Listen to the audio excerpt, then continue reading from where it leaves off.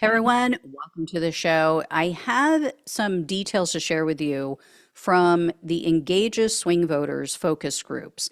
Now, I want you to listen to this along with the other show that I did today about the polling that just came out, because this focus group was from about a week ago, week or two ago.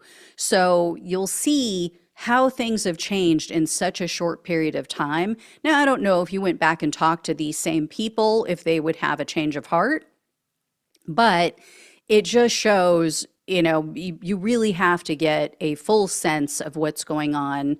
And I think in focus groups, I think there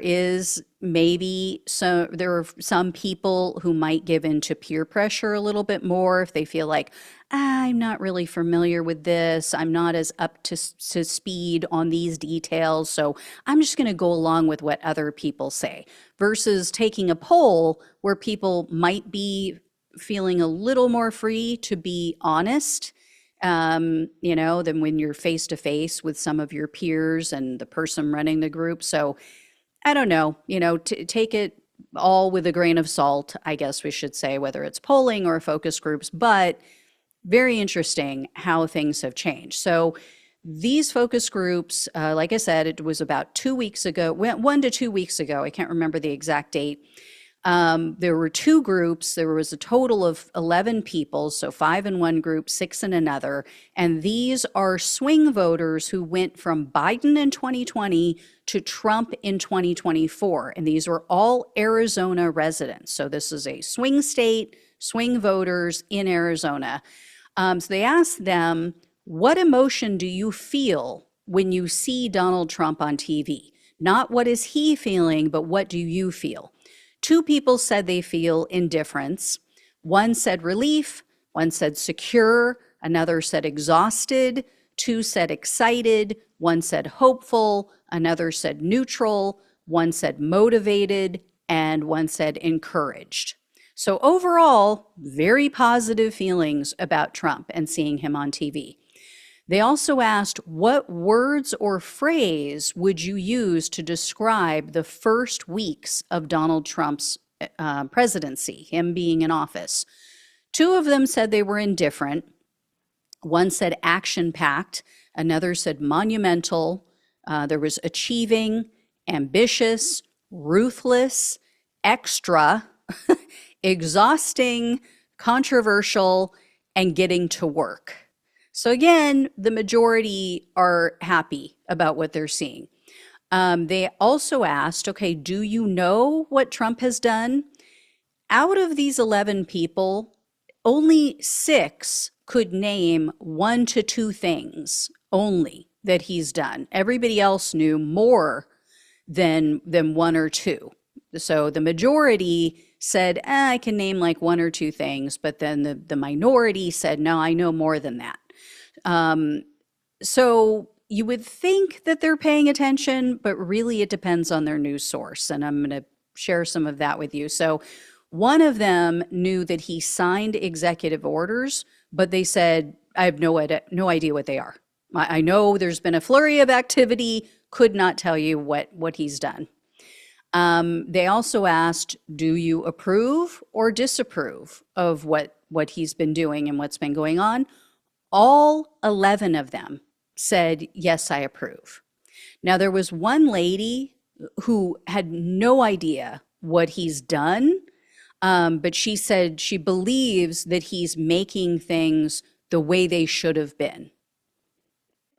So, yeah, I mean,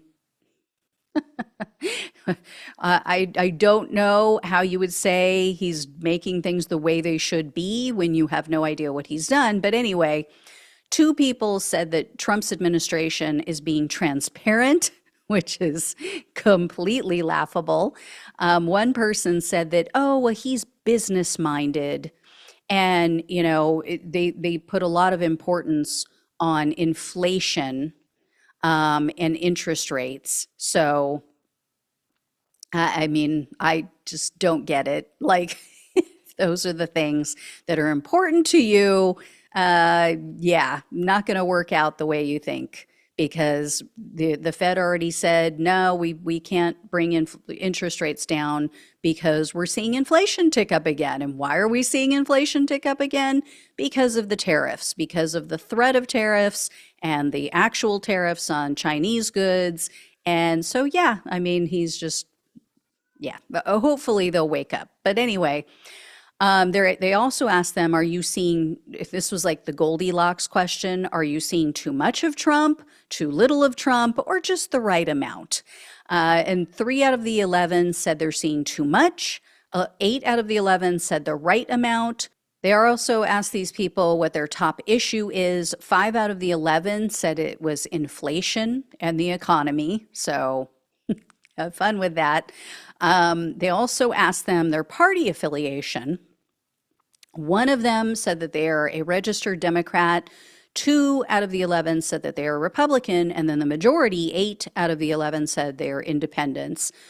They also asked what prevents Donald Trump from, or any president, from doing whatever they want.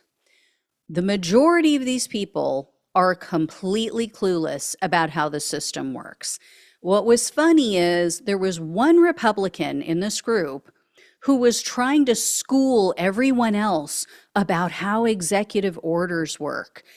She was so wrong on so many levels. It was just laughable, but she was so certain. I mean, her hubris was off the charts. I mean, she really thought she was saying something and she knew better than everyone else. She's telling them, oh, well, you know, he can sign things, but then it's only temporary and then it has to go to groups below him and blah, blah, blah, blah, blah. I mean, oh my God. Anyway, they also asked, do you think Congress should intervene to stop a president if they're doing something that violates the Constitution? 10 out of the 11 said, yes, of course they should. The one Republican woman who is totally misinformed, who, you know, is a know-it-all, thinks that she knows everything, she's like, no, I think he should be able to do whatever he wants. And then they read a quote from a dean at Berkeley Law School that said that Trump's actions have been lawless, that they're creating a constitutional crisis. And then they asked this group for feedback. We are so screwed, you guys. If these people don't wake up, and if there's too many more like them out there, we're just screwed. These people do not understand the concept of co-equal branches of government. They do not understand that Donald Trump is not a king. They don't understand that, yes, there should be checks and balances. Yes, you know, there will be a constitutional crisis if he just blows off the other branches of government who have co-equal power, who are on the same level as him. He is not their boss. 5 out of the 11, though, said, yeah, I can see a situation where Trump just refuses to do what the Supreme Court says. And then the majority of them have a massive lack of imagination or knowledge of who Trump is, what he has done throughout his life and during his last I almost said pregnancy again, his presidency, because he was the guy who was leading these focus groups was throwing out scenarios, and they're like, oh, that's ridiculous. Oh, that would never happen. But none of them could say, like, okay, if Trump just says, I'm not going to do what Congress says, I'm not going to do what the courts say, I'm not even going to listen to the Supreme Court, none of them could actually get to, oh yeah, that would be a constitutional crisis. Couldn't get there. Then they also asked them, you know, who thinks that Trump made fighting inflation a top priority already? 2 out of the 11, of course, Fox News viewers with conservative views, they named tariffs as if that would help with inflation. They also asked, do you support his plan for Gaza? of course, that same ignorant woman who thinks she knows everything, oh, yeah, totally, totally support his plan for Gaza. Nobody else agreed, though. They also asked about Elon Musk. 4 out of the 11 said that they knew what Musk has been doing since Donald Trump became the president.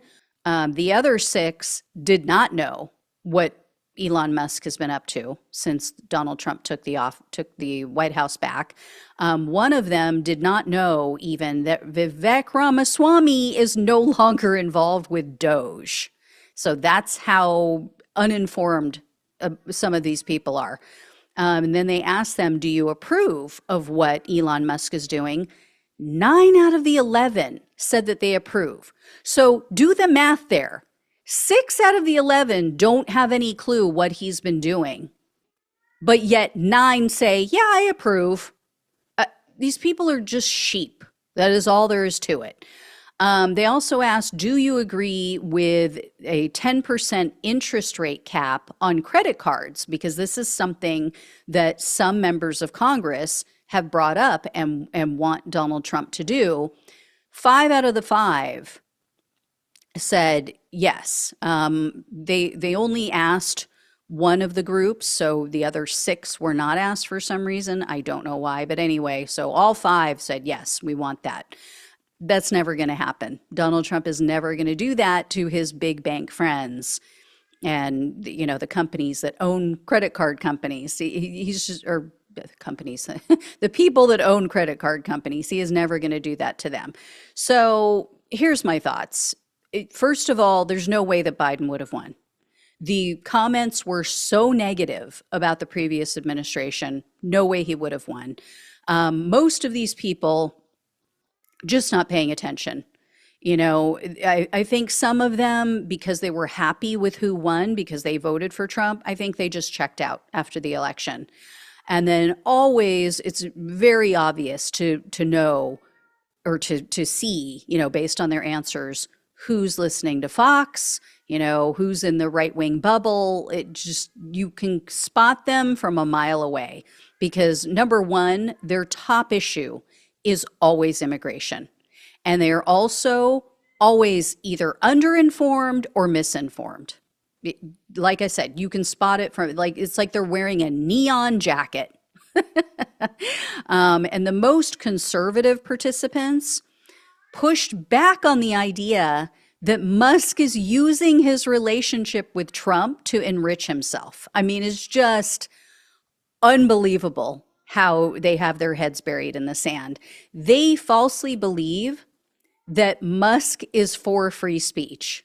I mean, this is the guy who has blocked anything negative about the Indian government because he does so much business with India.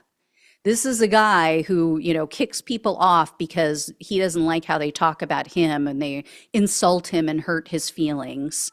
So just, I mean, so uninformed, so completely uninformed. And it's one thing if people are uninformed and they go, you know, I just don't know much about this, so I'm probably not going to give my opinion.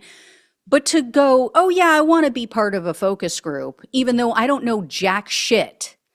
That is what irritates the hell out of me. It's like, if you don't know, unless you are watching this stuff, reading every single thing, watching all of these news shows and paying attention hardcore, just shut up and go sit in the corner because you absolutely don't know what you're talking about. But anyway, the hubris, like I said. All right, I will let you guys know when I hear more. Thank you so much for watching and listening. Please like, please share, and subscribe. Please donate if you can. Love you all. Take care. Talk with you soon.